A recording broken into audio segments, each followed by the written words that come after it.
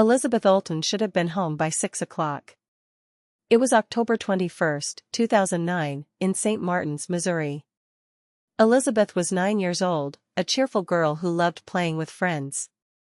That afternoon, she'd gone to visit her neighbor, a classmate who lived just 2 doors down. Their houses were separated by 2 small blocks and a dense patch of woods. Elizabeth's mother told her she could go, as long as she was home by dinner. At 5:44, Elizabeth left her friend's house. It was supposed to be a short walk, less than 5 minutes, and she knew the path well. But 6 o'clock came. Then 6:15. Then 6:30. Elizabeth didn't arrive home. Her mother was worried immediately. She called the neighbors who confirmed Elizabeth had left hours earlier. This wasn't like Elizabeth. She was responsible, cautious, the kind of child who didn't stray from plans. As the minutes stretched into hours, panic took over. By 7 p.m., the family reported her missing. Local law enforcement began searching the small wooded area between the homes. Flashlights scanned the dark trees. K9 units were called in to track her scent. The town rallied to help, strangers formed search parties through the night. But Elizabeth was nowhere to be found.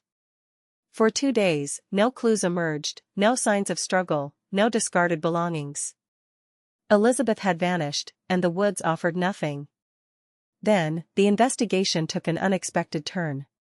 Police focused their attention on a teenager in the neighborhood, Alyssa Bustamante.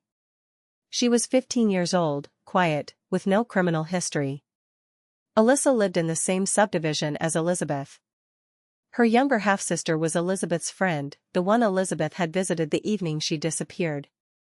Investigators questioned Alyssa and quickly became uneasy. Something about her demeanor seemed off, detached. They asked Alyssa if she knew anything about Elizabeth's disappearance. At first, she denied it. She acted confused, unbothered. But under pressure, her composure broke. Days into questioning, Alyssa told police to check a specific spot in the woods, less than a mile from her home. Officers arrived at the location. It was an inconspicuous clearing, hidden among fallen leaves and brush. When they started digging, they uncovered a shallow grave. Elizabeth's small body was inside. She had been strangled and stabbed. It quickly became clear that Alyssa wasn't just someone with information, she was the killer. But investigators wanted to know why. Alyssa wasn't an outcast. She was a good student, surrounded by friends, living in a stable home. And yet, she had led Elizabeth into the woods that evening fully intending to kill her. She confessed as much during her interrogation. Her motive was as chilling as it was incomprehensible: boredom. Alyssa admitted that she'd wanted to know what it felt like to kill someone. She'd been thinking about it for weeks. Elizabeth was an easy target, small, trusting, familiar. Alyssa had lured her by pretending they were going to play together. Instead, she walked her into the forest, attacked her, and buried her body. The most disturbing revelation? Alyssa had prepared for the murder in advance.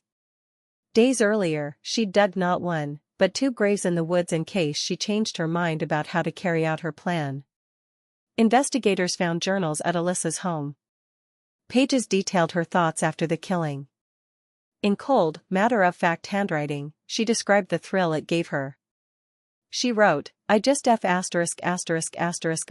killed someone, it was amazing. It's pretty enjoyable." Her words stunned even hardened detectives. Alyssa was arrested and charged with first-degree murder. Due to the severity of the crime, prosecutors sought to try her as an adult. Over the next year, the case became national news, sparking debates about juvenile justice, mental health, and evil in its purest form. Experts examined Alyssa's history. They found signs of deep inner turmoil, depression, self-harm, a fascination with death. Her social media posts included cryptic messages about darkness and suicide. But until the murder, these were dismissed as typical teenage angst. No one suspected Alyssa was capable of the violence she unleashed on Elizabeth. In January 2012, Alyssa Bustamante pleaded guilty. Her defense attorneys argued she was mentally disturbed, a child without the ability to fully understand her actions. But her confession, her preparation, her journal, they painted a different picture. Alyssa was sentenced to life in prison with the possibility of parole. Today, Elizabeth Olten's family remains haunted by what happened. They remember her as a sweet, caring girl who only wanted to play. Her gravestone sits in the local cemetery, a quiet reminder of innocence stolen. Alyssa Bustamante is now 30 years old.